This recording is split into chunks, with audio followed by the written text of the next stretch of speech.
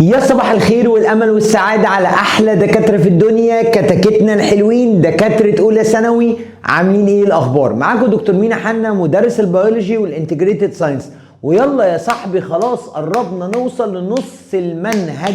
ايوه النهارده باذن ربنا هنخلص مع بعض ليسون 3. ايوه زي ما سمعت النهارده ان شاء الله هنخلص باذن ربنا ليسون 3 كله. بكده يا صاحبي هيبقى تقريبا بقينا في نص المنهج. فيلا مع بعض نبدا ليسون 3. ليسون سهل جدا جدا جدا، هو بيتكلم عن حاجه اسمها الاكسكريشن، الاخراج. هنفهم بقى ايه قصه الليفر وايه قصه الكدني واللنج والسكين والحاجات دي، ايه اهميتها في جسمنا. فيلا يا صاحبي نبدا رحلتنا الجميله ونبدا بحكايه الاكسكريشن او ليسون 3. بص ليسون 3 بيتكلم عن ايه عشان بس ما انت فاهم الفكره بتاعته. وبرده نفس الكلام، افتح بقى ملزمتك معايا وما تنساش التلخيصات بتاعتنا والروشته بتاعتنا الجميله. بيقول لك ان الدرس ده اسمه الاكسكريشن، يعني عمليه الاخراج او ان انت تتخلص من السموم اللي في جسمك او المواد اللي انت مش محتاجها. ده معناه كده كلمه اكسكريشن، ان الحاجه اللي انا مش عايزها عند حضرتك بخرجها او بالنسبه لي بتخلص منها عندي. كلمه هيموستاسيس هتفهم بعد كده اللي هي الاتزان، يعني كل حاجه محسوبه على الشعره في جسمك، نسبه الميه قدام نسبه الملح، نسبه البوزيتيف اين قدام نيجاتيف اين، نسبه الاكسجين قدام نسبه الكربون دايوكسيد. كل حاجه محسوبه يا صاحبي عند حضرتك. فهي دي معناها الهيموستاسيس، الانترنال بالانس، يعني الاتزان الداخلي. طبعا بيقول لك and their rule in biosphere stability، وازاي قد ايه ان عمليه الاخراج دي عمليه مهمه جدا بتساعد على الاتزان الداخلي او البيئه الداخليه في جسمك تفضل دايما متزنه او متحافظ عليها، فبالتالي تقدر عايش. يعني زي كفى الله الشر، مثلا لو واحد عنده مشكله في الكبد او مشكله في الكلى نقول عليه عنده فشل كلوي او فشل في الكبد، ده خلاص كده ده بينه وبين يعني خلاص بينه وبين القبر خطوتين. ده خلي بالك ده كده شخص ممكن يموت في اي لحظه طبعا بسبب تراكم السموم عندنا. مفيش حد يعيش من غير مثلا من غير رئه، هي دي الفكره. فهو القصه كلها في كده عند حضرتك. فتعالى بقى نبدا رحلتنا واحده واحده بقى يا صاحبي، نبدا التلخيصات بتاعتنا وتاتا تاتا يلا بينا. طب القصه بتبدا بمنتهى البساطه بمقدمه سهله وبسيطه. بيقول لك ايه؟ ان الهيومن بادي، جسم الانسان، طبعا انت عارف الروشتات دي تقدر تاخدها من الكوميونتي بتاعنا زي ما احنا متفقين يا دكاتره، ملخصين لكم درس بدرس بطريقه سهله جدا وبسيطه، وتقدر تستفيد بيها وتقدر تخش على الكوميونتي ان كان من خلال اللينكات اللي عندك في الفيديو تقدر تستفيد بالتلخيصات بتاعتنا. فبيقول لك اهو ان هيومن بادي، جسم الانسان، كان بريفورم ميني كونتينوس بروسيس. يعني ايه؟ يعني دايما يا دكاتره في جسم الانسان او جسم اي كائن حي في وظائف مستمره، يعني ما ينفعش تقف، لو وقفت هتموت. زي ايه؟ قال لك رقم واحد اوبتين انرجي فروم ذا فود، عمليه امتصاص الطاقه من الاكل، وده اللي اتكلمنا عنه في الاسابيع اللي فاتت، فكره السيلولار ريسبيريشن، انك تفصص السكر وتاخد منه الاي اللي شايل الاي، الالكترون اللي شايل الكيميكال بوتنشال انرجي، وتحطه عند الاي تي بي. طبعا بيلدينج اوف بايو مولكيولز، فكره بناء المركبات العضويه، زي مثلا عمليه تخليق السكر ده في عمليه الفوتوسينثيز، او عمليه تخليق البروتين وبناء الجسم عندنا. فده كلمه البايو مولكيول عندنا. ريزيستنج انفكشن، فكره الحمايه او المناعه، ان انت عند حضرتك ما توصفش بالمرض، لازم دايما يا دكتور صحتك تبقى كويسه، عندك دفاعات، الدفاعات دي بتحمي جسمك عن سعادتك. واخيرا ريبليسنج ذا دامجد سيل، فكره ان انت تجدد اللي هي الميتوزز، الهيلينج او الجروث عندنا. طيب بيقول لك بقى العمليات دي كلها تسمى all these process known as a metabolism. طيب تعالى بقى نبدا كده واحده واحده ونفهم الحكايه. بص يا دكتور، كل التفاعلات الكيميائيه او اي حاجه بتحصل جوه الخليه دي بيتقال عليها ميتابوليزم. فالميتابوليزم يا دكتوره كمعنى كلمه عشان تبقى انت بس ايه فاهم معايا، هي all the biochemical reaction happen inside the cell. اي حاجه بتحصل جوه الخليه تحت مسمى اسمه ميتابوليزم. اي كيميكال رياكشن جوه خليه حيه ده اسمه ميتابوليزم. ايا كان انت بتعمل ايه، بتبني، بتخلق حاجه في جسمك، بتكسر حاجه، بتستخلص طاقه، اي حاجه، بتعمل سيل ديفيجن، بتعمل جروث، ايا كان. فهي عباره عن all اي بايو كيميكال رياكشنز، عشان بس يبقى انت ايه فاهم معايا المعلومه. هي كل التفاعلات البايو كيميائيه كل حاجه، اي حاجه بتحصل جوه الخليه تخصها inside the cell. طيب عامه عشان تبقى فاهم الميتابوليزم او بيقولوا عليها الايض دي في حد ذاتها مقسومه لحاجتين. يعني قال لك جوه الخليه ممكن يحصل حاجه من الاثنين اللي هي ايه؟ كاتا كاتابوليزم. وكاتا جاي افتكر جاي من كلمه كات يكسر. دي بيقولوا عليها التفاعلات الهادمه اللي هو بكسر. يعني انا الخليه بتاعتي بتاخد الحاجات الكبيره وتكسرها لحاجات صغيره، زي مثلا فكره الريسبيريشن، ان باخد الجلوكوز افتته طلقني افصل الكربون عن الهيدروجين فبيطلع كربون دايوكسيد ووتر، ده عمليه هدم. هي الفكره في كده. فكلمه كاتابوليزم هي بالنسبه لنا هي البريكنج اوف بونز، كسر الروابط. فين؟ in large molecules، في المركبات الكبيره جدا، تفتتها لحاجات ايه بقى؟ صغيره into small one. طبعا الهدف بيكون الاساسي هنا ريليز اوف انرجي، زي ما قلت لك، زي فكره الريسبيريشن هدم السكر، زي فكره بالظبط الريسبيريشن عندنا. هنا العمليه دي الهدف بتاعها ايه؟ ريليز انرجي، انا بنتج طاقه، هي دي الفكره بتاعتها. فانا بكسر الروابط بتاعتي وبخرج طاقه بالنسبه لي. فده اسمه كاتابوليزم. كاتا دي يعني انا بكسر، كات ديستروي، انا بهد الروابط، بفك الروابط، فبكسر المولكيولز كبيره المولكيولز صغيره. قدام بقى الكاتابوليزم تيجي حاجه اسمها ايه بقى؟ انا ابريق الشاي، مش عارف هي جت في بالي ازاي كده، بس لا طبعا انابوليزم. انابوليزم هو بناء، انا ببني، البناء، افتكر انا بوليزم بناء، عشان كده حاجه اسمها الهدم البناء، هي دي الفكره. فهو عباره عن التفاعلات الكيميائيه اللي بتحصل في جسمك حاجه اتنين، يا كاتا يا انا. الكاتابوليزم هي البريكنج اوف بوند، انك بتكسر روابط، بتفصص البوند، بتاخد منها الانرجي. هنا بقى الانابوليزم العكس، البناء، يعني building of bonds،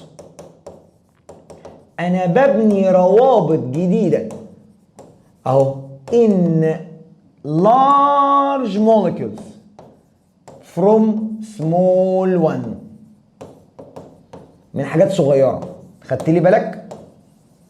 يعني هو هنا العكس زي الفوتوسينثيسيس، خد الكربون دايوكسيد والووتر بنى منهم سكر. طب هي السكر ده بقى يخزن فيه طاقه، بيحط جواه طاقه الضوء. العكس، هو ما بيكسرش عشان يخرج، هو بيبني، فبيبني روابط بيحط جواها الكترونات شايله الطاقه. فدي مثلا زي عمليه الفوتوسينثيسيس، هي دي الفكره بتاعتها. طبعا هنا بقى بنعمل ايه؟ زي ما قلت لك بنعمل ستور انرجي، بخزن طاقه عندي. يبقى الفكره تاني بالراحه كده، بالراحه، الروشته الجميله بتاعتنا، ان الميتابوليزم هي اي حاجه بتحصل في الخليه، زي ما قال لك resisting infection، growth و division، release of energy، اي حاجه بتحصل في الخليه ده يمثل ميتابوليزم. all the biological functions او كل البايوكيميكال رياكشنز بتحصل جوه الخليه، بس هي حاجه من اتنين، يا كاتابوليزم يا انابوليزم. ايه الفرق بينهم؟ كاتا كاتا كاتا كاتا كاتا كاتا كاتا جاي من كلمه كات. افتكر انا بعمل بريك بوند، بكسر الروابط وبريليز الانرجي، فالحاجات الكبيره تبقى حاجات صغيره. عكس انا ببني بوليزم ببني، ان انا بقى ببني روابط، بجمع المولكيولز مع بعض، اعمل كلكعه كبيره، building of bond in large molecules، ودي طبعا بالنسبه لنا بستور عندي. ودي كانت بدايتنا اهي. فبيقول لك ايه؟ all of these process known as metabolism. طب حلو، this metabolism او maybe الميتابوليزم ممكن يكون ايه؟ رقم واحد يا انابوليزم يا كاتابوليزم اهو، يا انا يا ايه؟ يا كاتا. طب الانابوليزم اهو building up of material that the body need، ببني عند حضرتك روابط، ببني molecules، بخلق الخليه زي ما نقول، او بنخلق الخليه عندنا. اما الكاتابوليزم هو breaking down of the material inside the body like food to get energy، انك تكسر حاجه زي الاكل زي السكر مثلا، او تنتج منهم الطاقه او تحرقهم. طيب اللعبه بقى ايه يا دكتور؟ بص بقى معايا كده يا دكتوره وركز. القصه بقى بتقول لك ايه؟ ان ممكن وانت بتكسر في حاجات تحتاجها وحاجات مش محتاجها. طب الحاجات بقى اللي مش محتاجها نعمل عمليه اخراج، وخاصه لو هي موجوده في جسمك ممكن تسبب اذى. هتقول لي انا مش فاهم الحته دي. بص يا صاحبي بالراحه كده، تاتا تاتا افهمك كام حاجه كده مهمه. فكره الريسبيريشن، التنفس، بالراحه كده واحده. احنا دلوقتي كان عندنا معادله كده صغنونه حلوه اسمها ريسبيريشن، صح؟ عمليه التنفس. طيب الريسبيريشن دي في الاخر كان تمثل بالنسبه لنا اوكسيديشن اوف جلوكوز زي ما قلنا قبل كده، اكسده السكر. حلو. قلت لك في الاخر كلمه اوكسيديشن اوف جلوكوز كانها بريك داون اوف جلوكوز، كانها تكسير السكر. طب هي عباره عن ايه؟ هي عباره عن C6 H12 O6 زائد 6 O2، صح كده؟ طبعا الكلام ده بنقول عليه ايروبيك ريسبيريشن، تنفس هوائي طبعا، لان احنا هنروح عند ماما الميتوكوندريا وريسبيراتور انزيم، فتدينا 6 CO2 6 H2O و38 ATP. حلو قوي. لما اجي اقول لك هنا ايه هدف المعادله؟ ايه كان هدف المعادله؟ هدف المعادله كان انتاج الطاقه. طيب ان انت بقدره قادر طاقه السكر دي في الاخر تبقى ATP. هو ده الفكره، انك بتعمل ايه؟ بريك، صح كده؟ البونز او الجلوكوز تو ريليز انرجي. ده الهدف، انك تخرج ايه؟ الطاقه او الالكترونات، والانرجي عملت لها ستورد ان ATP. يعني هو ده الفكره كلها، انا عاوز ده. حلو. ده المين برودكت، ده الحاجه الاساسيه، ان انا اخد السكر ده يا عينيا اخليه يبقى ATP. السؤال بقى هنا، دول ايه فايدتهم؟ ده وده ايه فايدته؟ هل دول يلزموك في حاجه؟ قال لي لا. فهمت الفكره؟ انا مش عايزهم. دول يعتبروا، بص بقى الحته دي، ويست برودكت، نواتج ضاره، نواتج سامه، انا مش عايزها، مش هستفيد بيها في حاجه. يعني الميه دي زياده على جسمك، فدي هتاثر على الضغط. خلي بالك الكربون دايوكسيد ده مش حاجه حلوه، ده هيدوب في الدم يعمل حاجه اسمها كربونيك اسيد، يعني هيغير من نسبه الPH اللي في الدم، هيبوظ الانزيمز. خلي بالك يا دكتور، احنا عندنا دايما، قلت لك قبل كده من الترم الاول، الانزيمز دايما بتتلكك. لازم يفضل الPH بتاع الدم ثابت، يعني نسبه الاتش قدام الOH ثابته. خلي بالك الثوابت لازم يكون اولموست نيوترال. فانت لما هتقعد بقى تلعب لي فيه بس يا معلم كده الPH يتغير، كده الانزيمز ما تشتغلش. فخلي بالك ان ده يمثل المين برودكت. يعني انا لما اجي اقول لك ايه هدف المعادله، تقول لي والله يا دكتور مينا هدف المعادله انتاج الايه؟ الطاقه. انا الهدف الاساسي انتاج الطاقه، لكن انا عندي ده وده انا مش عاوزهم. هنا بقى اللقطه، يعني الكربون دايوكسيد والووتر انا مش محتاجهم، فلازم نتخلص منهم. فهمت بقى اللعبه؟ هي دي القصد، اني انا عندي عمليه مهمه، مفيش خليه حيه ما بتنتجش طاقه، فهتاخد السكر في تواجد الاكسجين هتدينا ايه؟ ال 38 ATP. حلو. والستة كربون دايوكسيد والستة ووتر انا مش عاوزهم، عشان كده حضرتك اللي بيحصل ان انت دايما، ده الطبيعي، لما بتعمل مجهود تلاقي نفسك عمال تعمل بتطرد كميات كبيره من الكربون دايوكسيد، في المقابل بتاخد كميات كبيره من الاكسجين. 2 بتعرق، بتفقد ميه كتيره، وبعد فتره تلاقي نفسك بعد التمرين تلاقي نفسك مزنوق عايز تخش حمام تفك ميه. هي الفكره في كده. فالكربون دايوكسيد والووتر انا مش عاوزهم، دي مركبات انا مش محتاجها، not needed by the body او نوت نيدد باي ذا سيلز. بالعكس دول التراكم بتاعهم اذى، يعني وجودهم بزياده اذى. زي الميه لما تزيد هتاثر على الضغط ونسبه الملح قدام الميه في جسمك. 2 الكربون دايوكسيد بيدوب في الميه يعمل حاجه اسمها كربونيك اسيد، ده حمض بي اتش هيوقف كل الانزيمز عندنا، فلازم نتخلص منه. وهي دي الفكره. ففكره الاكسيديشن اوف جلوكوز ان انت بتديني حاجه زي الكربون دايوكسيد والووتر لازم تتخلص منها، وده اول ويست برودكت. يبقى خلي بالك، يبقى انا عندي عمليه الاكسيديشن اوف جلوكوز او البريك اوف كربوهيدراتس. خلي بالك من اللي انا بكتبه ده قوي. تكسير الايه؟ السكريات بينتج حاجه زي الكربون دايوكسيد وحاجه زي الووتر، والحاجات دول انا مش عاوزهم. فهمت الفكره؟ طيب اللي نفس القصه دي وعايزك تفهمها حلوه قوي، هي عمليه هدم البروتين. هدم البروتين، افهم بقى مع الحته دي كويس قوي.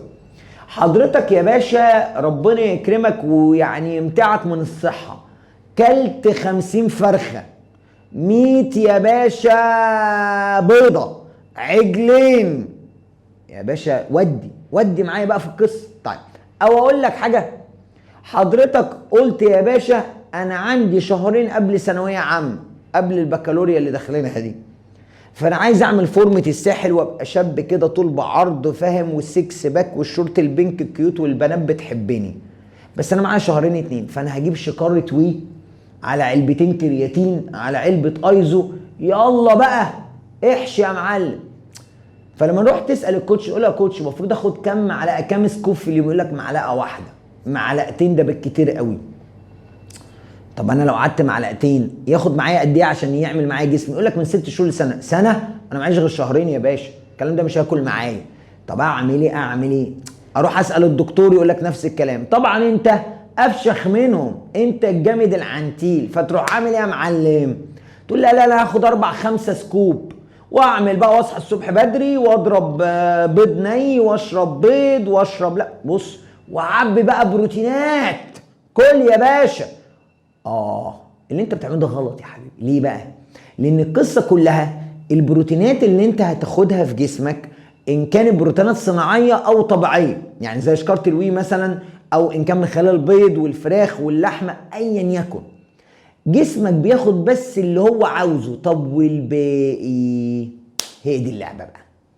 ان القصه بتقول لك ايه؟ الحكايه مع الكبد، الليفر يا دكاتره هو الفلتر بتاع البروتينات دي. يعني ايه؟ يعني حضرتك دلوقتي كلت بروتينات، البروتينات دي كلها عباره عن ايه؟ امينو اسيدز. حلوه قوي، دي خدناها قبل كده، الاورجانيك مولكيولز. طب الامينو اسيدز دي حضرتك الليفر يجي يبص عليها، يروح يقول للمصل يا مصل بقول لك ايه يا مصل، تقول له نعم يا ليفر، يقول لها بقول لك ايه، انا عندي امينو اسيدز كتير كتير كتير كتير، عايزاهم في حاجه؟ تقول له لا انا مش عايزه كل ده، عديلي بس اللي انا محتاجه. طب والباقي؟ لا، افلقوا نصين. افلقوا نصين. ما الفكره في كده، الليفر ازاي يا دكتور يفرق ما بين الامينو اسيد اللي انا عايزه والامينو اسيد اللي انا مش عايزه، او البروتينات اللي محتاجه والبروتينات اللي مش محتاجه؟ انه يكسرها، يعمل حاجه اسمها دي امينيشن. طلقني، بس المره دي طلقني انه ياخد الامينو اسيد يكسرها، وهو ده اللي بيحصل. ان بيحصل عمليه هنا مختلفه شويه اسمها دي امينيشن. انا عايزك بس تفهمها عشان تفهم الحكايات اللي عنها، لان للاسف دي عندك كانت في تانية ثانوي بيولوجي وهم حاطينها عندك في الدرس ده. دي امينيشن هي تهدم، هي البريك، عشان بس تبقى انت فاهم، اوف اكسس امينو اسيدز. هدم الايه؟ الامينو اسيدز ايه؟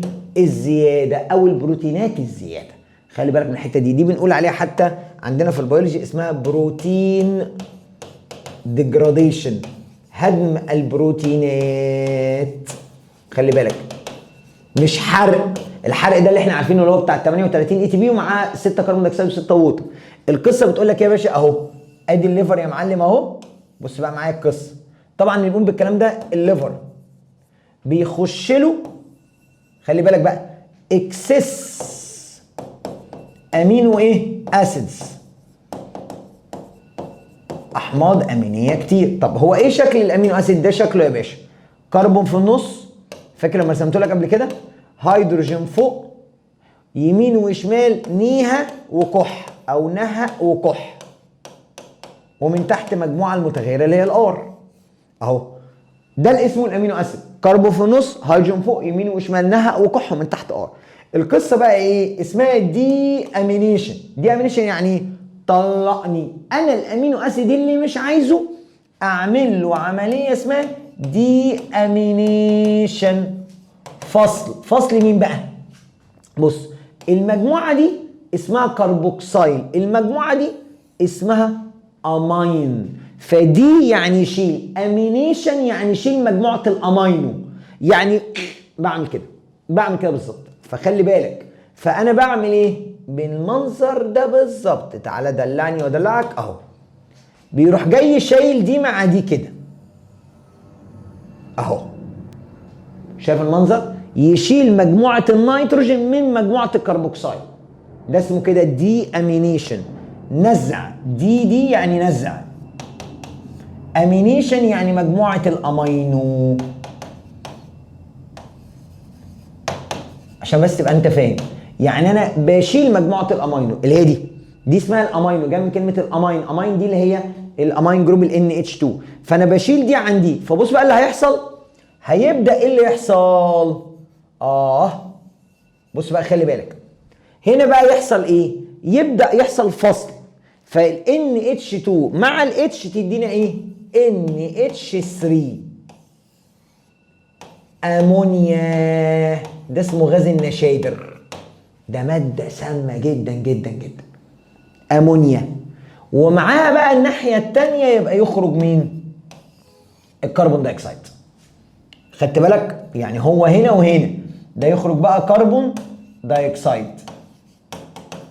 يبقى تاني ان انت عند حضرتك بالنسبه لنا، انا دلوقتي الامينو اسيد الزياده، الامينو اسيد الزياده، خلي بالك من الحته دي، بيحصل ايه؟ دي امينيشن، نزع او فصل.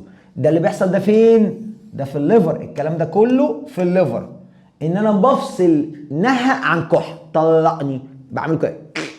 هي دي الفكره، باخد ال NH2 مع ال H بفصلهم فيبقوا مع بعض اسمهم NH3 الامونيا، والباقي بيبقى كربون دايوكسيد. ففصلت ال N عن السي. طيب، فاول حاجه بتخرج هي الامونيا مع كربون دايوكسيد. بعد كده بقى يبدا الامونيا ده يتفاعل مع الكربون دايوكسيد، يبتدوا يتفاعلوا بقى مع بعض.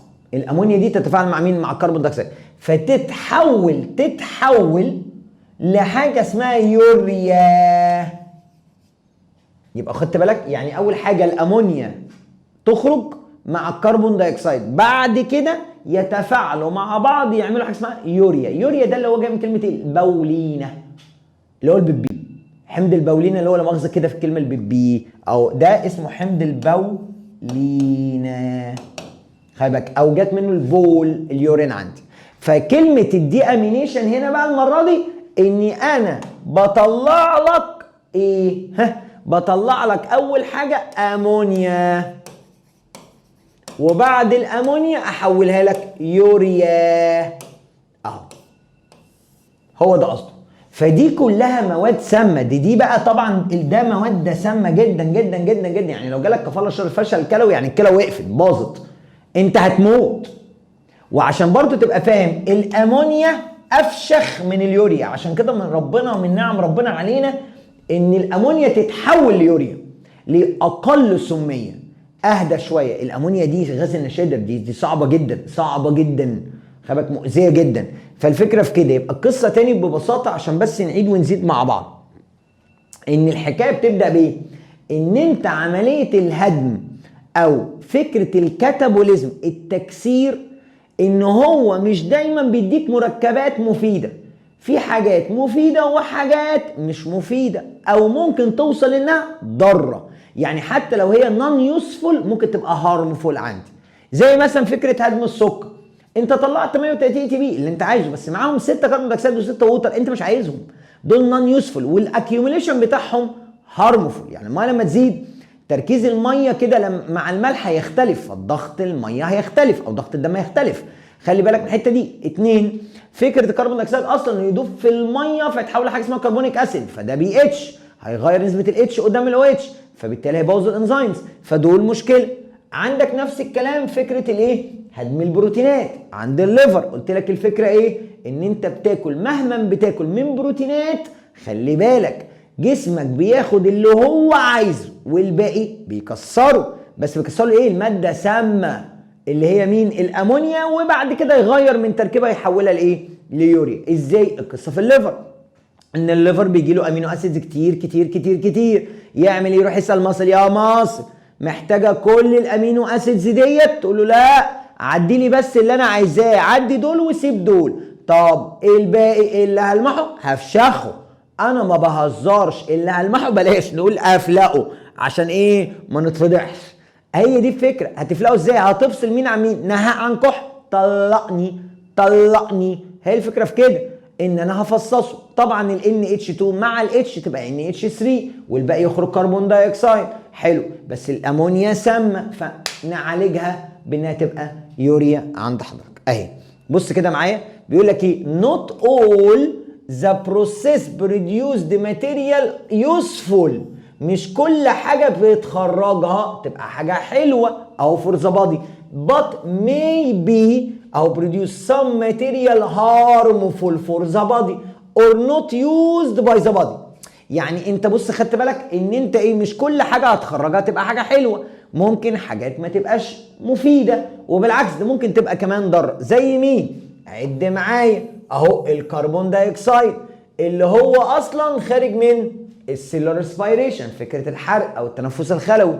برضو نفس الكلام الاكسس ايه؟ ووتر. ومش بس دي، وممكن كمان الصوت. ما ممكن حضرتك بتاكل املاح، تاكل شطه، بتغني ظلموه في الحمام، ما الاملاح دي عند حضرتك غلط اهي، فروم ميني ايه؟ بروسيس. خد بقى عندك الامونيا اهي واليوريا اللي انا فهمتهم لك. الامونيا جايه منين؟ من بريكنج داون ايه؟ امينو اسيد. شفت بقيت فاهم اهو. طلقني، دي امينيشن، فصلت دي عن دي. طب واليوريا جت منين؟ من تحول التوكسيك امونيا لليس هارمفول يوريا. ما انا قلت لك الامونيا السامه تتحول ليوريا اقل سميه عندك. فهمت الفكره بتاعتها؟ طبعا بيقول لك ايه؟ كل الكلام ده اهو accumulate this material cause هتموت يا باشا. ما انت حاجه زي اليوريا دي اصلا ماده توكسيك سامه، والالعن منها الامونيا، فدول لوحدهم هيموتوا لك اي خليه. والكربون دايوكسيد بيسمم الدم، بيعمل حاجه اسمها تسمم ايه؟ غازات. الاسيديتي اوف بلاد هيبقى البي اتش قليل فالانزيم مش هيشتغل، والميه لو زادت دي برضه مصيبه، ونسبه الاملاح لو اتغيرت. كل دي مشاكل يا دكاتره، فكده هيعمل خلل في كل الوظائف الحيويه. واهم حاجه الدم، سواء للجسم، الفلويد اوف ذا بلاد. فايه الحل بقى؟ احنا يا باشا محتاجين اكسكريتوري اورجان او اكسكريتوري سيستم. هم دول بقى اللي هنتكلم ايه عنهم عند حضرتك. طيب بص بقى يا صاحبي، ايه هم المين اكسكريتوري اورجان؟ هم 4 حاجات اهم. رقم 1 كدني، رقم 2 لنج، رقم 3 سكين، رقم 4 ليفر. هم دول اللي انت بتتكلم عليهم في الدرس النهارده.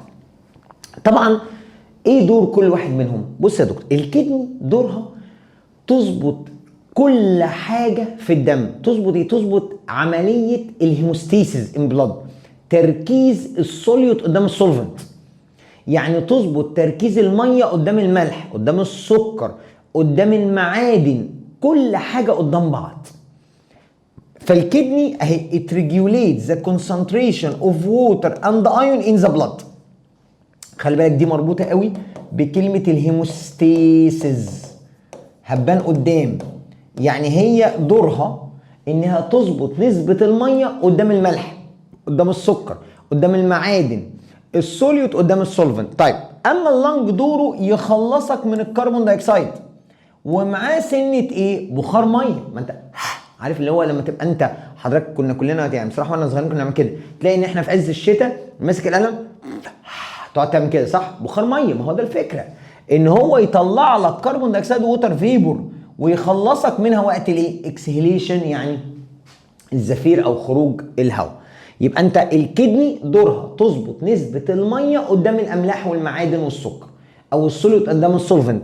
اللنج تخلصها من الكربون دايوكسيد والووتر فيبر. السكين بيفرز حاجه اسمها السوات، خلي بالك العرق، والعرق ده طبعا يتفرز غير لما حرارتك تكون ايه عاليه عشان يحاول يقلل درجه الحراره. طب العرق ده بقى فيه ايه بقى؟ ميه كتيره وفي نسبه ملح، ما خلي بالك بيبقى مملح. ومش بس كده، ايه الحاجه اللي تخليك ريحتك معفنه معفن؟ ان في نسبه يوريا بتاعت البيبي على سطح الجلد، وده اللي بيخليك ريحه تبقى عايز بيبي كده في نفسك. طبعا كل ده اهو تو كيب ذا ايه تمبريتشر اوف ذا بادي. غير كل ده وده بقى الليفر يا باشا بقى هو فلتر السموم. خلي بالك اتقال عليه كده فلتر السموم. هي ليه ماما دايما تقول لك ما تروحش تاكل عند كبده هوهو؟ ليه؟ عشان حضرتك الكبده دي لو مش نظيفه او مصدرها مش معروف هتبقى فيها سموم. الكبد دايما يا دكاتره هو فلتر السموم، بياخد المواد السامه اللي في الدم ويحاول يحولها لمواد غير سامه عشان نعرف نتخلص منها بسهوله عندنا.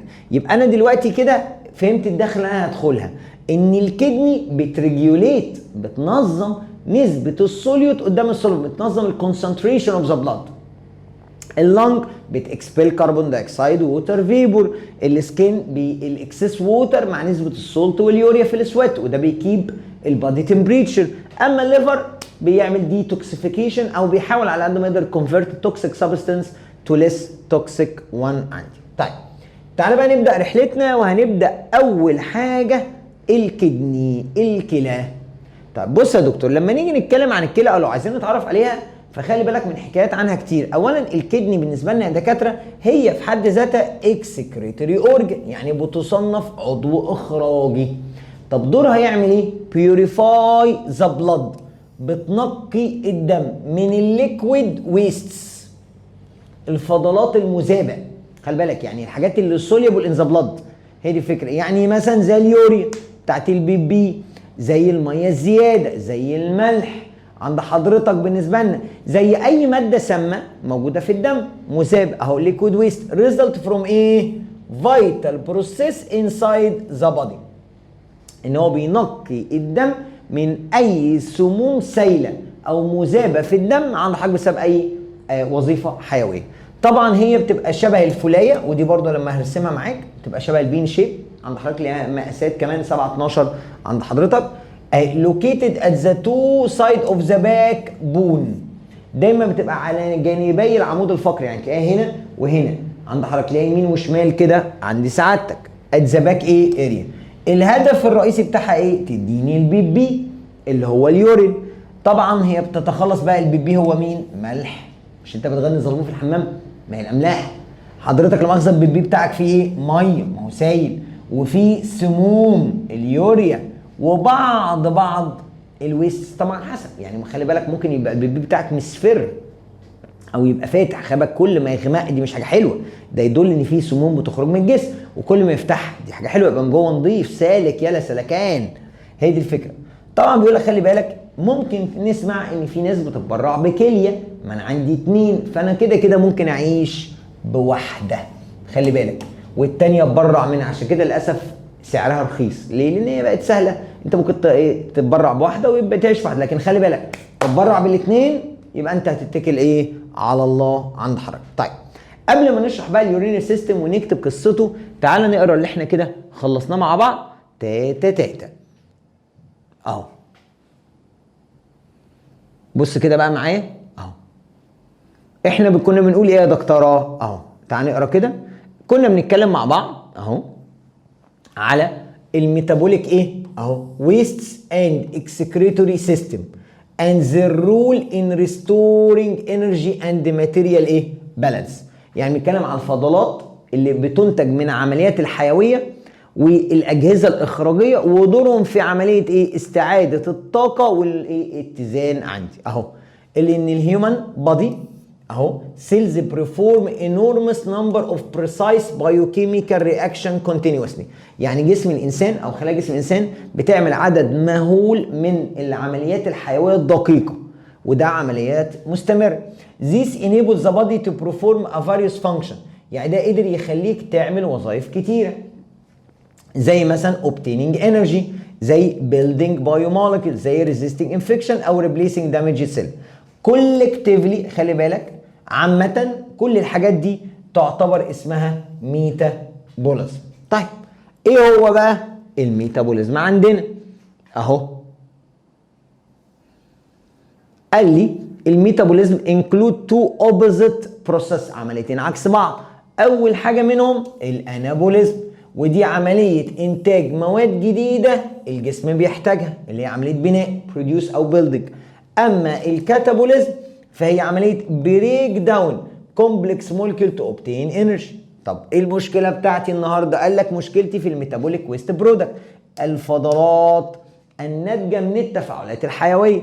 اهو why metabolic reaction are essential for life، كل التفاعلات الكيميائية اللي بتحصل جوه الخلايا مهمة، ولكن they don't always produce useful material، مش دايما بيدونا مادة صحية. many of them leave behind secondary by products، زي ما قلت لك نواتج ثانوية، حاجات ملهاش لازمة، أو that the body doesn't أيوه need which may be harmful if accumulated، ولو تراكمت هتأذيك، زي المية الزيادة، زي الكربون دايوكسيد الزيادة، زي الأملاح الزيادة. عندك حاجة these product known as metabolic wastes، الفضلات. عندك حاجة الأيض they include، وهم هيكونوا مين؟ طب تعالى نشوف اهو. قال لي عد معايا الحاجات اللي احنا خدناها بقى مع بعض. رقم واحد اهو الكربون دايوكسيد اللي طلع من ريسبيريشن، الامونيا السامه من تكسير الامينو ايه اسيد، طلقني لما الليفر فلق مين فشخ مين الامينو اسيد نصين. عندك اليوريا اللي جت من تحول مين الامونيا السامه لحاجه اقل شويه اهدى زي اليوريا. عندك الاكسس ووتر والمينرال سولتس، ودي اللي بتخرج باشكال مختلفه او بتنتج من اشكال مختلفه عندنا. طبعا بيقول لك خلي بالك ان الاكيوميليشن بتاع الحاجات دي هيؤدي الى disturbance in ايه balance of the fluid وافكت السيل efficiency. طب ايه هم الاورجنز؟ لسه قايل لك الكدني اللي بتنظم نسبه الميه عند حضرتك والمعادن والاملاح في الدم، السكين اللي بتخلص من الميه والاملاح واليوريا كمان من خلال العرق بينظم الحراره، اللنج اللي بتخلص من الكربون دايوكسيد والووتر فيبور عند حضرتك في الاكسيليشن، والليفر اللي هو بيعتبر ميجور سنتر اوف ويست بروسيسنج اللي هو بيتعامل مع السموم ويحاول يتخلص منها بطريقه سيف عندي. طيب هيبدا بقى يتكلم عند حضرتك اهو ان احنا نلعب على نسبه الميه والاملاح في الجسم. فمين بقى اللي بيعمل الاتزان ما بين الميه والاملاح والمعادن اللي دايبه فيها؟ فطبعا ده الكدني اللي بيظبط التركيزات اهو. ان بيقول لك ايه ذا كدني او they are among the most important organ of excretory system. طبعا ما حدش بيعرف يعيش من غير الكليتين. they work to purify the blood from the liquid waste resulting from vital biological reaction in the body. يعني هو يعتبر من اهم اعضاء الاخراج في جسمك، لان هم بيتخلصوا من مواد سامه مذيبه كتير في الدم، يعني الميه الزياده، الملح، اليوريا دي بلوى، هو ده اللي بيخرج منه البيبي عند حضرتك بالنسبه لي. طب السايز واللوكيشن، الكلى الواحده تقريبا في حجم الفولايه، خلي بالك and shape like bean اهي. one is located at each side، بتكون موجوده على كل جنب من جانبي مين السباينال او الفرتبرال كولوم in the lower back، بتكون دايما موجوده في الجزء الابدومينال ريجن اللي هو منطقه البطن من ورا على جنبي العمود الفقري عندنا. طب ايه الهدف بتاع الكدني؟ responsible for producing urine، تخلصك من البول، والبول ده جاي من ميه زياده، ملح زياده، والبلوه بتاعتك اليوريا واي ماده سامه احنا عايزين نتخلص منها عن ساعتك. طيب تعالى بقى نحكي حكايه اليورينري سيستم وايه حكايته تاتا تاتا. طيب بص يا صاحبي تعالى بقى برضه نمسك الروشته بتاعتنا كده وافهمك شويه حاجات كده مهمه جدا. بص يا دكتور، الكلى سبحان الله ربنا خلقها كل واحده من الاتنين فيها مليون فلتر، مليون نفرون، ودي البيلدنج يونت، حاجه اسمها النفرونات. والنفرون دي عباره عن انابيب رفيعه جدا جدا جدا، عندي مليون واحده في الكلى، دول هتعمل عمليه ترشيح او تنقيه للدم، تنظفه، تفصل البول او المواد السامه عن الدم فالدم يخرج نظيف. فاللي انا عايزك تفهمه يا دكاتره ان احنا عندنا الكدني بالنسبه لي اهي اللي شبه الفوليه اهي، دي بتبقى عندك فيها حاجه اسمها 1 مليون نفرون. مليون نفرون. النفرون دي هي البيلدنج يونت، عباره عن مجموعه من الانابيب، انابيب طويله قوي قوي، دورها انها تنقي الدم، تحاول تاخد من الدم ايه؟ السموم بتاعته. طيب دي يا دكاتره بقى صورتها ازاي وشكلها ازاي؟ اهو بص يا دكتور، النفرون دي ده شكلها بالظبط. طبعا انا عايز ارسمها بطريقه بسيطه جدا، مش عايزين نصعب على نفسنا حكايتها، لان مش عليك القصه كلها، كانت علينا في تانية ثانوي وخلاص اتلغت. فتعالى ايه نبسطها واحده. دي النفرون عند حضرتك، انبوبه طويله قوي قوي قوي. الانبوبه دي بالشكل ده بتصب على مخرج. طيب الحكايه بتقول لك ايه؟ النفرون ده يا دكتور متقسم. بص انا هقول لك معلومه زياده بس عشان تفهم الكلام اللي مكتوب عندك في اولى ثانوي. النفرون ده متقسم لمقاطع. يعني دي يا دكاتره اهي حاجه اسمها بومنز كابسول، انا دايما بحب اسميها البومه الفقر، وهتفهم ليه فقر. بومنز كابسول حاجه شبه بالظبط، عارف حرف العين، او عامله زي الكاب شيب، مقوره كده عامله زي الكوبايه، فدي اسمها بومنز كابسول. طيب كل ده بقى اسمه نفرك تيبيول، انبوبه نفر. يعني بعد الكوبايه دي او العين دي تطلع انبوبه طويله، فدي اسمها نفرك تيبيول، انبوبه النفر اللي بعد بومن كابسول. طيب الحته بقى الاخيره دي يقولوا عليها كولكتنج داكت. ليه؟ المليون دول بقى بيتجمعوا، يعني كل حبه ليهم صرف. ما انا مش المليون دول يا دكاتره لازم في الاخر يرموا على قناه واحده، قناه بوليه واحده، فهم متجمعين بقى ايه في قنوات، دي اسمها كولكتنج داكت. خلاص؟ فانا بس بديك المعلومه دي ليه؟ عشان تفهم اللي هيحصل. فانا عندي يبقى النفرون بتاعتنا اللي موجوده هنا، انا عندي مليون واحده هنا، هي عباره عن بومنز كابسول، زي ما قلت لك البومه الايه؟ اهي البومه الفقر.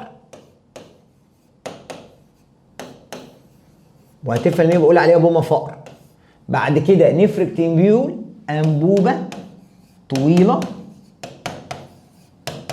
واكيد ليها هدف الطول ده، وفي الاخر اللي هو الكولكتنج داكت اللي هو مجرى عند حضرتك بيجمع. القصه بتقول لك ايه يا دكتور؟ كان يا مكان ان انا عندي الكدني من الكونكيف سايد بتاعها بيخش لها البلط تحت ضغط عالي من ارتري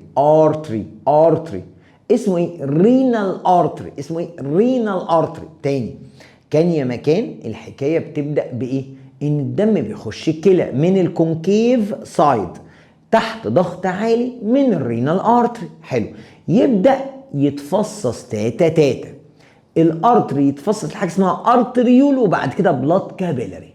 البلاد كابيلاري داخل على مين؟ يقابل مين في وشه؟ اول حاجه البومه الفقر، بومنز كابسول. يقابل مين في وشه اول حاجه؟ بومنز كابسول.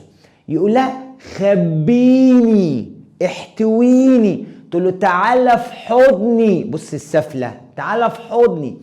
طب ليه بقى هي فقر؟ هي فقيره، هو غني. يعني ايه؟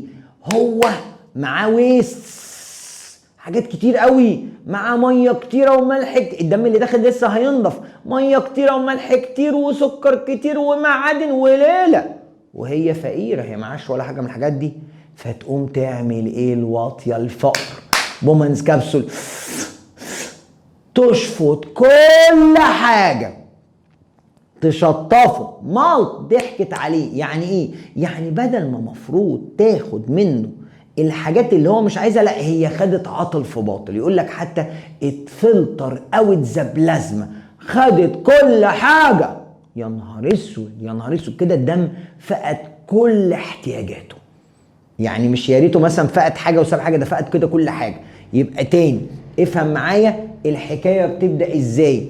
ان انا عندي تحت ضغط عالي الدم بيخش الكلى من عند الرينال ارتري، رينال يعني بولي، الشريان البولي، وهنا داخل بالويستس هيبدا يتفرع لارتريولو بلاك كابيلاري. يقابل مين في وشه اول واحده؟ البومه الفقر، بومنز كابسول.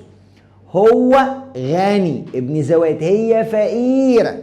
هيقول لها ايه؟ خبيني. تقول له السفله ايه؟ تعالى في حضني. الدم يبدا يخش جوه الكوبايه دي عندك او العين دي. هنا بقى اللي يحصل ايه؟ هي طماعه تعمل ايه؟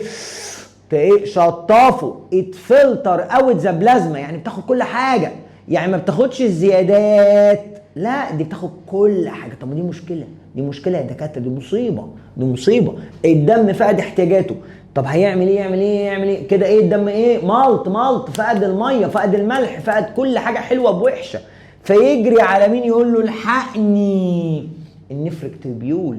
يقول له الحقني يا نفرك يا تبيول، بومنز ضحكت عليا، انا كنت جاي لها معايا حاجات كتيره خدتها كلها.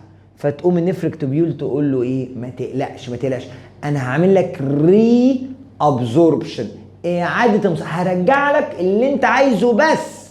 طب واللي انت مش عايزه؟ لا خلاص بقى هنرميه في الزباله في الكولكتنج داكت، فيحصل ري ابزورب، الدم ياخد اللي هو عايزه.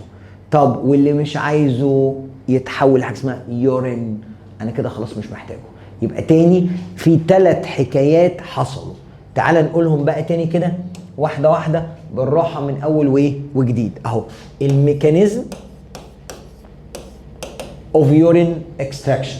انت دلوقتي رسمت لي ايه؟ اول حاجه البومه الفقر، بومنز كابسول.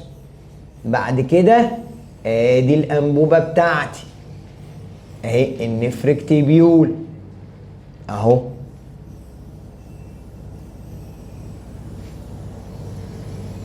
بعد كده قلت لي في حاجه اسمها ايه؟ كولكتنج ايه؟ داكت. ادي بومنز كابسول. انا ليه بقول لك الكلام ده؟ عشان تفهم اللي مكتوب عندك. وادي النفرك تبيول،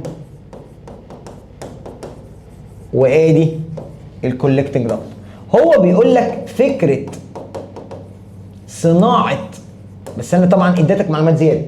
فكره صناعه البول 3 خطوات. اول خطوه اسمها فلتريشن، الفلتره، ده اللي عليك بجد بقى. تاني خطوه اسمها ري ابزوربشن، اعاده الامتصاص.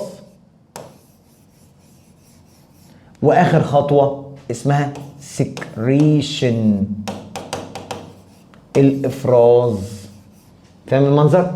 او اكسكريشن يعني ممكن تقولها كده. الحكايه بتقول لك يا دكتور اهي اني انا مين داخل تحت ضغط عالي؟ ها؟ البلد يا دكتور اهو، بلد carrying wastes enter the kidney through renal artery under high pressure. هو ده اللي حصل. يعني انا اللي حصل عندي كالاتي، ان ايه؟ الدم داخل معبي محمل بالمواد السامه داخل الكلى من خلال شريان اللي بنقول عليه الشريان البولي تحت ضغط عالي. طب اول ما هيبدا بقى يخش، مين هيقابله اول واحد؟ ما الفكره في كده؟ قال لي اول حاجه هيقابلها بومنز كابسول، البومه الفقر. زي ما قلت لك هيقول لها ايه؟ خبيني. ما هو الدم ده دلوقتي اللي داخل جوه الكلى هيبدا يتفرع لبلاد كابيلاري صغننه. مين هيقابله في وشه اول حاجه في النفرون؟ مين؟ بومنز كابسول، البومه الفقر. هقول لها خبيني، تقول له تعالى في حضني. السفله تقول له تعالى في حضني. هو ابن زوات غني وهي فقيره. هو الدم اللي داخل معبي بايه؟ ميه كتيره واملاح كتيره ومعادن كتيره ويوريا كتير، كل حاجه نسبتها عاليه وهي ما عندهاش حاجه. هتعمل ايه؟ هتشطفه. ان هيحصل ايه هنا اهو؟ ذا بلازما اهي فلترد اوت اوف ذا بلاد. يعني انا خدت كل حاجه من الدم، خدت سوائل الدم، خدت الميه باملاحها بسكرها بيوريتها بسمومها، خدت حلو بوحش. طب دي مصيبه. ده كده الدم ده بقى ملط ملط ملط ملط يا باشا، هي كده شطفته. طب ايه الحل؟ ايه الحل؟ يجري بسرعه الدم يخرج على مين؟ نفركتيبيول يقول له الحقني الحقني. اعمل لي ايه بقى؟ ري ابزوربشن.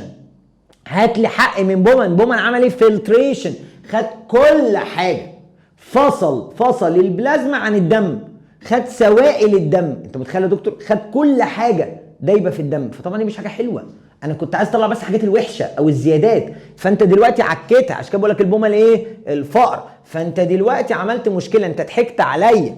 انت المفروض كنت تاخد مني بس الحاجات الزيادات، دلوقتي انت خدت كل حاجه. فهرجع بسرعه النفركتيبيول. عشان كده انبوبه طويله. ليه؟ تقول له ما تقلقش ما تقلقش، انا هعمل لك ايه؟ هرجع لك الحاجه اللي انت محتاجها اهو. ان يحصل عمليه ايه؟ ري ابزورب اهي السبستنس نيدد باي ذا بادي. انا هرجع لك السكر مثلا انت حاجه محتاجها، الملح فيه املاح محتاجها زي البوتاسيوم زي الصوديوم زي الكلوريد، حاجات البوزيتيف والنيجاتيف دي كهرباء المخ. محتاج مثلا السكر، محتاج الميه، مش كل الميه لازم تخرج. عند حضرتك مثلا اليوريا خليها بقى. هي الفكره، الحاجات اللي انا محتاجها ارجعها. طب الحاجات اللي انا بقى مش محتاجها الريميننج بقى. الريميننج بقى هو مين؟ هو الويست اللي بنقول عليها ايه بقى؟ كولد يورين، البول. ويخرج بقى يرمي ايه؟ في الكولكتنج دكت. يبقى الفكره في كده، يبقى ادي رقم 1، ادي رقم 2، وادي رقم 3. انا كده فهمتك القصه. يبقى انا حبيت بسك تفهم الحكايه عشان تفهم مسار القصه. يبقى خلي بالك عشان كان ده عليك، انت عليك الثلاثه بروسيس بس انت مش فاهمهم جم منين. يبقى تاني تعالى نحكي القصه يلا. كان يا مكان، كان عندي كدني فيها 1 مليون نفرون. ايه النفرون دي؟ مقسومه 3 اجزاء. اول حاجه البومه الفقر، بومانز كابسول اللي عينيها وحشه. طيب بعد كده انبوبه طويله نفركتيبيول اللي بترمي في الاخر في كولكتنج داكت مصب. الحكايه بتقول لك ان انت عندك بلاد، البلاد ده شايل ويست، شايل حاجات كتير قوي قوي قوي قوي، شايل يوريا كتيره، ميه كتيره، ملح كتير، سكر كتير، معادن كتير، كل حاجه تركيزها عالي. طب الدم ده اللي فيه حاجات كتيره داخل الكدني تحت ضغط عالي من الرينال ارتري. فانا عندي كدني وداخل لها الدم من الرينال ارتري، هيبدا يتفرع تاتا تاتا لبلاد كابيلر. البلاد كابيلر هيقابل مين في وشه؟ اول حاجه البومه الفقر، بومانز كابسول. هيقولها ايه؟ خبيني. تقول له تعالى في حضني. السفله هتعمل ايه؟ هو ابن زوات، هو غني عنده حاجات كتير قوي وهي فقيره ما عندهاش حاجه. هو عنده هاي كونسنتريشن من الووتر والسولتس واليوريا والجلوكوز والمينرالز وهي ما عندهاش حاجه. تقوم السفله تعمل ايه؟ بص تشطفه، تقلبه. تعمل ايه بقى؟ اتفلتر اوت ذا بلازما، تاخد الحلو بالوحش. اي حاجه دايبه في الدم اشفطها يا معلم. طب ما كده الدم ده ملط. انت ما خدتش مثلا ميه زياده، انت خدت الميه كلها. ما خدتش ملح زياده، خدته كله. السكر اللي هو عنصر الطاقه خدته. انت خدت عطل في باطل. فالدم دلوقتي فقد كل احتياجاته. طب هيعمل ايه البلاد؟ قال لي هطلع جري بسرعه الحق لمين؟ مفيش غيره اللي هيلحقني، النفركتيبيول. اقول له يا نفركتيبيول رجع لي حقي، الحقني، ضحكت عليا بومانز كابسول. يقول له ما تقلقش انا هعمل لك ري ابزوربشن، اعاده امتصاص. اللي وقع منك انا هرجعه لك، انا هرجع لك اللي انت بس ايه عايزه. يعني لو عايز سكر نرجع السكر، ده مصدر طاقتك. الاملاح حاجه زي الصوديوم، البوتاسيوم، الكلورين نرجعه لك. الميه عنصر مهم جدا في جسمك نرجعه لك. طب اليوريا لا خليه عندك. فيبدا يجمع اليورين ويعمل عند حضرتك الاكسكريشن اوف ايه؟ اوف يورين عندي. وهي دي الفكره بتاعتها اهي. بص بقى معايا ان انا كاتب لك اهو اهي. بص بقى نمشي كده لحظه اهو اهي الفورميشن اوف ايه؟ اوف يورين. بص بقى اول حاجه عندك العمليه الاولى اسمها ايه؟ فلتريشن. عمليه الفلتره. خلي بالك الفلتريشن او الفلتره اهو. it filters the blood اهو from the wastes by nephron اهو that located inside the kidney. ان بيحصل عمليه فلتره. بس زي ما قلت لك المفروض دي بعد كده هتفهم ان من خلال حاجه اسمها بومانز كابسول.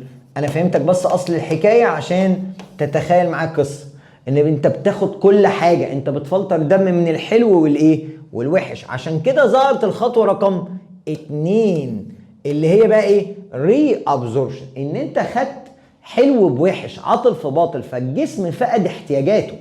يعني يا فرحتي انا جاي اطلع الميه الزياده فانت خدت الميه كلها، طب ما انا كده هموت، حصل لي ديهايدريشن جفاف. خدت الملح كله، طب والبوزيتيف والنيجاتيف الايونات اللي بتشغل المخ فين؟ المعادن والاملاح فين؟ خدت السكر اللي هي مصدر طاقتك، يا نهار اسود، طب ما انت هتموت. فما ينفعش اهو. The useful substance like glucose, water, salt and iron return back to the body أو again through the blood أو by the amount the body need. أهي إن هو هيرجع لك احتياجاتك في الدم حسب ما أنت عايز. وطبعا دي بتعمل إيه؟ أهي هيموستيز، اتزان. يعني هو بيظبط أنت عايز إيه ومش عايز إيه. هي الفكره في كده. فبيظبط تركيز الملح، الميه، السكر، المعادن عندنا. طبعا اهو في بقى عمليه اهي الامثله بتاعتها امثله الري ابزوربشن اهو. اللي بيقول لك ايه مثلا حاجه زي الجلوكوز مثلا اهو. طبعا الجلوكوز ده حاجه مهمه جدا، ده مصدر الايه؟ الطاقه، فده لازم يرجع تاني لان هو بيديك الجسم ايه؟ الطاقه بتاعتك، فده حاجه مهمه جدا. السكر لازم يرجع. حاجه زي الميه، طب ما الميه دي برضه كلها لازم ترجع للدم. ليه؟ حبيبي ما هي دي اللي مسؤوله عن البلاد فوليوم. انت اصلا 54% من الدم بلازما، ميه سوائل، خلي بالك، فاهم؟ 90% منها ميه والباقي 10% دايب في الميه اهو. بالانس ان ذا فلويد اوف ذا ايه؟ بادي. خلي بالك الايونز، المعادن والاملاح زي البوتاسيوم، زي الصوديوم، زي الكلورين، الحاجات دي كلها بوزيتيف ونيجاتيف. تركيز البوزيتيف والنيجاتيف اللي مسؤول عن المسل والنيرف فانكشن. العضلات ده يا دكتور عشان ما يحصلش تشنجات، ما يحصلش سبازم. انت حضرتك ممكن يجي لك مره واحده شد عضلي، الكهرباء بتاعت العضله او كهرباء المخ بايظه، فطبعا الكلام ده ما ينفعش طبعا بالنسبه لي. خلي بالك من الحته دي. طبعا اهو في حته مهمه، ايه اللي يحصل لو ما كانش فيه ري ابزوربشن؟ دي مصيبه، دي مصيبه. تخيل كده يا دكتور البومه الفقر بومانز كابسول عند حضرتك راحت خدت كل حاجه في الدم حلو بوحش وراحت طردها لبره، خرجت في البيبي باشا. بس دي مش معلومه طبعا مش عندك، هي عندنا في البيولوجي ان انت هتشرب 170 لتر ميه في اليوم. انت متخيل يا دكتور؟ يعني انت المؤاخذه كده انت طول الوقت ماشي بخرطوم ميه. انت متخيل؟ ما هو الميه بتخش تخرج تخش تخرج تخش تخرج. انت بايت على قصريه ومعاك جرده الميه، خرطوم ميه. ما هو مستحيل، مش منطق. جسمك هيفقد كل حاجه، هيفقد الميه باستمرار، هيفقد الملح، هيفقد السكر، هتموت اهو. فالري ابزوربشن من غيرها الجسم هيفقد عدد مهول من الميه والمعادن عندي. واحد، يحصل ديهايدريشن، جفاف، سولت امبالانس، عدم اتزان في الملح، ضغط قليل. ما هو الضغط اصلا الدم هو عباره عن ضغط الميه، كميه الميه. فيلير اوف طبعا سم اورجان، اعضاء كلها هتقف عن العمل بالنسبه لي عن سعادتك. طيب يجي بقى يسالني سؤال، ايه بقى اللي هيحصل عند حضرتك بعد ما جمعنا البيبي؟ بص يا دكتور، المفروض يا دكاتره اهي اني انا عندي بيبقى 2 كيدنيز بالمنظر ده كده، ماشي؟ وكل كدني بيبقى داخل لها ارتري وخارج لها فين.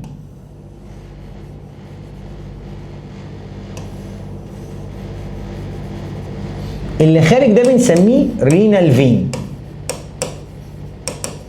عشان بس ما انت فاهم. اي حاجه راجعه للقلب فين، اي حاجه خارجه من القلب ارتري. ده رينال ارتري وده رينال ايه ارتري. فانا داخل الكلى برينال ارتري، خارج برينال ايه فين. طيب الكدني خلاص عملت اللي عليها وعملت واحد فلتريشن، خدت البلازما كلها بومنز كابسول، وبعد ما خدتها فصصتها عملت ري ابزوربشن في النفريك تيبيول ورجعت اللي انت محتاجه. طب واللي انا مش محتاجه بقى جمعته في كولكتنج داكت. طب الكولكتنج داكت ده هيعمل ايه بقى؟ قال لك هيرمي على حاجه اسمها يوريتر. يوريتر دي يا دكاتره بنسميها الحالب، عباره عن انبوبه بالشكل ده. ليه بيتقال عليها الحالب؟ لان كاني بتحلب الكلى، بتاخد البول من الكلى، دي اسمها يوريتر الحالب. مفروض تكولكت او ديليفر، تاخد البول من الكلى وترميه على مين بقى؟ حاجه اسمها يورينري بلادر، المثانه البوليه. ما انا مؤاخذه في كلمه، انا مش ماشي انقط في كيس، مش بايت في الحمام. فالكيس ده بقى هو ده اللي بيجمع فيه مين؟ البول. هي دي الفكره بتاعتها. فهمت الفكره؟ فمفروض ان انا فكره الاكسكريشن ان انا خلاص بعد ما جمعت اللي انا مش عايزه، اللي هو بعد كده بنقول عليه اليورين، الميه بقى الزياده، الملح الزياده، المواد السامه، اليوريا، ببدا ارمي على اليوريتر، ومن اليوريتر اجمع في البلادر، وبعد ما الكيس يملى على الاخر اروح انا ايه؟ مطير عند حضرتك اهي. يورين ترانسفير فروم ذا كيدني تو يوريتر، بعد كده للبلادر، ومن البلادر على القناه البوليه لبره حاجه اسمها اليوريثرا عند سعادتك. فطبعا ده كان الكلام اللي احنا بنقوله عند سعادتك اهو. ودي الصوره اللي انا رسمتها لك بطريقه بسيطه. طب اهو تعالى بقى نقرا اللي احنا خدناه مع بعض قبل ما نخش السكن. ايه رايك؟ اهو بص معايا. البروسيس اوف يورين ايه؟ فورميشن. بيقول لك اول حاجه الفلتريشن. طبعا فهمتك فكره الفلتريشن ان هي دي بومنز كابسول اهو. يورين از فورمد باي فلترنج ايه؟ ذا بلاد انسايد ا مايكروسكوبيك يونت كولد نيفرون. يعني الدم بيفلتر جوه وحده صغيره جدا اسمها النفرون. وير ذا ويست از ريموفد فروم ذا بلاد. ثم بيحصل بعد الفلتريشن حاجه اسمها ري ابزوربشن. ودي ليه؟ انا قلت لك لان انت لما بتعمل فلتريشن انت بتاخد كل حاجه، بتفصل المواد المذابه في الدم عن بقيه الدم، فالدم بيفقد كل حاجه، بيفقد كل حاجه دايبه في الميه، فده مش حاجه صح. يعني انت بتاخد الميه بكل حاجه فيها من سكر وملح ومعادن ويوريا، فانت كده خدت عطل في باطل. فبنبدا نعمل ايه؟ ري ابزوربشن. يوسفول سبستانس such as glucose, ions, water are returned to the blood in the amount that the body needs. والبروسيس دي اسمها ري ابزوربشن، ودي المسؤوله عن الهيموستيز، الاتزان الداخلي. يعني الميه انت بترجع الميه اللي انت محتاجها، السكر مصدر طاقه، المعادن والاملاح المسؤوله عن النيرف امبلس او المسل كونتراكشن. طب بعد كده ارمي بقى على بره، خلاص اللي انت مش عايزه ارمي في الكولكتنج داكت، ومن الكولكتنج داكت على بره. اليورين اهو كده بينتج، بيطلع من اليوريتر اليورين بلادر، وبيتخزن في المثانه ويخرج عند حضرتك من خلال القناه البوليه اللي هي اليوريثرا عند سعادتك. كده احنا مفروض باذن ربنا خلصنا الكدني كلها عند حضرتك اهو. طبعا ده الحته اللي انا كنت بقول لك عليها، اللي هي فكره او اهميه المعادن في جسم الانسان. يعني مثلا الايونات يا دكاتره اهي، زي الصوديوم او البوتاسيوم او الكلورين، دي مسؤوله ان فانكشنينج اوف ذا نيرف اند ماسل. الكلام ده انا فاهمه في ثانويه عامه طبعا، مهم جدا. كهربة المخ وكهربة العضلات، خلي بالك، ما هي مبنيه منين؟ لا مؤاخذه في كلمه، انت مش ماشي بفيشه ولا قاعد على الشاحن طول اليوم ولا عندك بطاريه هتحطها فين، لا مؤاخذه مفيش اصلا ولا بطاريه ولا كهرباء. امال الكهرباء الجسم جايه منين؟ من ايونات بوزيتيف ونيجاتيف ايه؟ ايونز عندنا اهو. وطبعا بيرجليت حاجه اسمها الاوزموتيك بريشر، اللي هو حاجه اسمها الضغط الاوزموزي، وده مربوط بضغط الدم، خلي بالك، اللي هو نسبه الملح قدام نسبه الميه. يعني خلي بالك من الحته دي، ما ينفعش الملح يزيد عن الميه ولا الميه تزيد عن الملح اهي جوه الخلايا. وان لو حصل امبالانس في تركيز الايونات دي، كل الوظائف الحيويه هتتاثر. فبالتالي الاكسكريتوري سيستم مهم جدا، خاصه الكلى، انه يحافظ على تركيز المواد ديت. طبعا هو هنا بيقول لك ايه اهو، لما الصوديوم تركيزه في الدم بيعلى، الكلى ريتين ووتر تو دايلوت ات. يعني ايه؟ يعني هو بيقول لك دلوقتي لو انا هقول ان الصوديوم زاد، يبقى لازم اعمل ايه؟ ازود مع الميه. خلي بالك يا دكتور، ما هي الفكره في كده، ما هو ما ينفعش الملح يزيد والميه تقل، فاهمين المنظر؟ ولا الميه هي اللي تزيد والملح يقل، لازم يكون في اتزان ما دام مستديم. فانا دلوقتي لو انا زي ما بتشوف كده في بعض الناس، يعني انا نرمين مثلا بتعشق المانجا، بس يقول لك المانجا دي غلط، دي املاح كتيره، خلي بالك، يقول لك املاح على الكلى واملاح على الجسم. بعد ما تاكل المانجا تلاقي ايدك نفخت، تلاقي بقيت ماشي كده بالونه، ويقول لك ضغطك عليه لانك لما اكلت حاجات فيها ملح. الملح انا قلت لك قبل كده الميه كلبوبه الملح والسكر، فالاملاح اللي انت دخلتها في جسمك هتبدا تشفط الميه، تسحب الميه، فتخزن ميه كتيره في جسمك. زي كده لما نيجي نتكلم عليها، انت دخلت سينما دلوقتي ومعاك شويه فشار، الفشار ده ملح، هش. ايه اللي حصل؟ بعد فتره ريقك نشف. ليه؟ ايه اللي حصل؟ الملح بتاع الفشار لما نزل على شفافك شفط الميه. هي الفكره في كده، فبقى عندك احتياج لميه، عشان كده بتشرب ميه. هتاكل فشار في ملح، هتدخل ملح في جسمك، بتشرب ميه. فهو بيقول لك كده اهو، ان لما الصوديوم زاد احتياجك للميه زاد، ولما يقل اهي a larger amount of water is excreted to maintain the ionic balance، عشان يعمل اتزان الايون. هي الفكره في كده، ملح كتير ميه كتير، ملح قليل ميه قليل. هي الفكره في كده، اللي هو ايه؟ ما انا قلت لك الميه كلبوبه الملح والسكر، فانت هتعلي ملح انا هعلي لك قدام ميه، انت هتقلل ملح انا هقلل ميه. هو عايز يوصلك ان في اتزان ايوني او ايونيك بالانس، وده بسبب الكلى عند حضرتك ان هي بتحافظ على النسبه والتناسب ما بينهم هما الاثنين. طبعا اهي فكره الري ابزوربشن زي ما قلت لك اهي، هي العمليه دي عباره عن ايه يا دكاتره؟ هي process of recovering the useful substance from the fluid that filtered in the nephron back to the blood. اللي انا قلت لك اللي هي بومانز كابسول، البومه الفقر اللي عينيها وحش، اللي راح لها الدم قال لها خبيني، قالت له تعالى في حضني، السافله ضحكت عليه، هو ابن زواد غني عنده حاجات كتيره وهي ما عندهاش، فراحت عامله ايه؟ شطفته، فلتر اوت ذا بلازما فروم ذا بلاد، فانت بتحاول ترجعها له اهي. This occur in the part of the ايه؟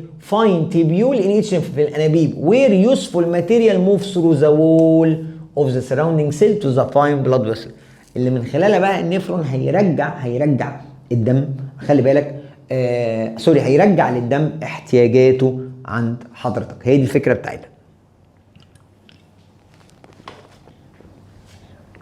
طب during this process، من خلال العمليه دي اهو انت قدرت تفيدني مين؟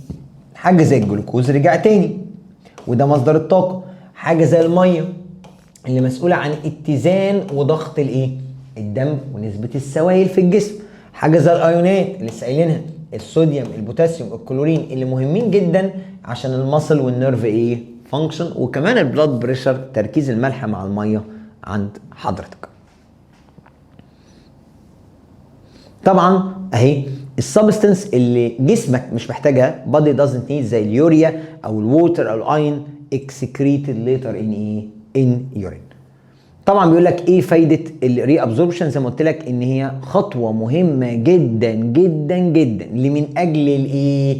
اهي الهيموستاسيس. ما انا بقول لك الاتزان الداخلي، ان انت بتحافظ على الحاجه اللي الجسم عاوزها، والحاجه اللي مش عايزها خلاص هتخرج بره اهي. as it allows the body to regulate what keep and what discard، يعني الحاجه اللي تخرج والحاجه اللي مش عايزها. ومن غير الري ابزوربشن دي كارثه بقى، لان كده انت ايه؟ كل حاجه هتخرج بره جسمك، فانت هتخسر كميه كبيره من الميه، هتخسر معادن وغذاء، هيحصل جفاف، هيحصل خلل في المعادن، ضغط قليل، وفشل في الاعضاء الحيويه. وبكده يا صاحبي بنكون خلصنا مع بعض تركيب الكدني كله. بس تعالى ناخد بريك قبل ما نخش في السكين.